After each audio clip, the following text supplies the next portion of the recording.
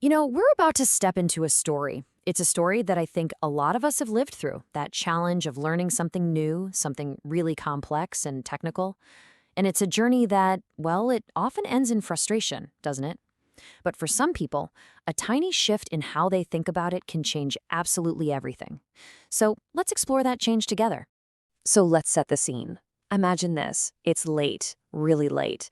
The world outside is quiet and asleep, but inside, in a dimly lit room, there's a different kind of storm brewing.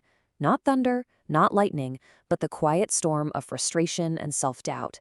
And the only light in the room? It's that cold, pale glow from a laptop screen, lighting up a scene of a real struggle. And on that screen, oh, you've been there, a dozen browser tabs are open. Every single one is a different tutorial, a different forum post, another dead end. It feels like a digital maze, right? And somewhere in the middle of it all is a person trying so hard to find their way out, but just feeling more and more lost with every single click. And this is where we meet our hero, Alex. He's staring at the screen, and this one thought is just echoing in his mind, getting louder and louder. Everyone says I need a lab to learn this. I don't have one. Maybe this just isn't for me. And that single thought has stopped so many amazing learners right in their tracks. It's this one belief, this idea that you need all this fancy equipment and a perfect setup just to get started, that's a bigger roadblock for people than the complicated software itself. Seriously. And today, we're going to talk about how to just completely smash through that barrier. All right, so let's really dig into this myth, the myth of the lab. To get why jumping straight into a lab can be the absolute wrong first move, we need to look at a little cautionary tale. So let's meet Emma. She's just starting her journey. She's full of energy, super enthusiastic. And she does what everyone tells her to do. She dives right in, spins up a server, and starts building a lab. I mean, on the surface, it really looks like she's making progress, right? But what happens next is just chaos.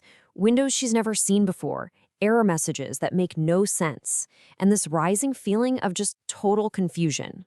Emma's definitely busy. She's clicking, she's typing, but she isn't learning. She's just trying to keep her head above water. And this brings us to a really, really important difference. A lab, when you don't have a foundation of knowledge, it only teaches you how to click buttons. It's just muscle memory. But real understanding, that teaches you what you're doing, and even more importantly, why you're doing it. And without that why, every click is just a guess in the dark, and every single error feels like a personal failure. Okay, let's get back to Alex. He's discouraged, so he closes all those tabs. But right there, in that moment of quiet frustration, instead of giving up, he does something kind of radical. He changes the question he's been asking himself. See, he completely shifts his focus. He goes from asking, how do I build this thing, to a much deeper, more powerful question. What problem is this software even trying to solve in the first place? And this simple little change in perspective, well, it's the key that unlocks the entire puzzle. And what he finds out is that this complex software, it's not really about the features and the settings. It's about solving real problems for real companies. Things like keeping data safe, letting people work from anywhere, managing everything from one place. And once he understood the problems, all the features and design choices started to actually make sense. He has this big realization that this is not a race, so he adopts this new mantra, something he tells himself over and over. This technology rewards patience, not speed. Good learners don't rush. They take their time to really understand. So this brand new mindset leads him to a powerful idea. He can learn a ton without ever installing a single thing. His journey doesn't start with a server rack. It starts with a simple notebook and the art of just watching. His whole approach to taking notes changes. I mean, instead of just copying down step-by-step instructions like click here, type this, he starts capturing the concepts. Okay, this feature exists because it solves this security risk, or this whole system breaks when this specific thing happens. He's basically building a map of ideas for his future self. And Alex isn't the only one who figures this out. Let's think about someone like Michael. Michael works in IT support. He doesn't have the permissions to build his own lab, but what he does have is something just as valuable, the power to observe. Michael is actively learning just by paying attention. He notices what users complain about. He memorizes the very first questions the senior admins ask when something goes wrong. He sees which problems keep happening over and over again. He's learning from the real world, and let me tell you, that is a priceless education that costs him nothing. So, inspired by this whole idea of observation, Alex goes back to watching video tutorials. But this time, he has a totally new strategy. The first time he watches, it's just to get the big picture. But the second watch, is a deep dive.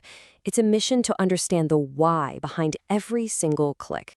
He starts asking himself these great questions, like, okay, what was the very first step, and why did they do it first?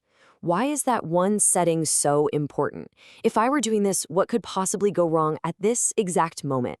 See, this isn't just watching anymore. It's like a mental simulation. He's training himself to be a problem solver before he even has a problem to solve. So weeks go by. Alex hasn't actually built a single thing. He's just been watching and thinking and taking really smart notes. And then, one day, he just knows. It's time. He feels ready. He opens his laptop. He finds a tutorial. And he begins to build a small lab for himself. The actions? They're the same as before. But this time, everything has changed. Those screens that used to give him so much anxiety, now they feel like a familiar place.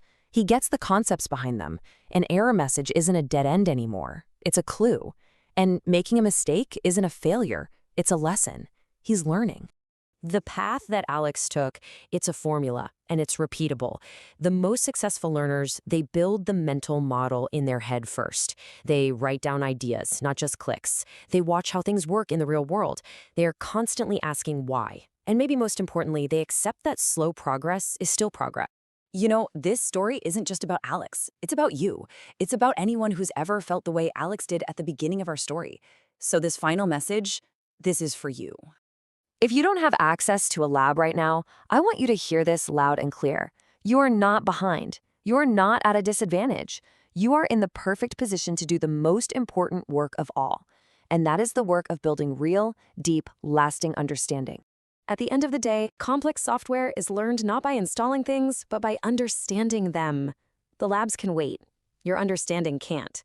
Just remember, you don't need more tools. You just need a better way of thinking. And that's a journey you can start right now.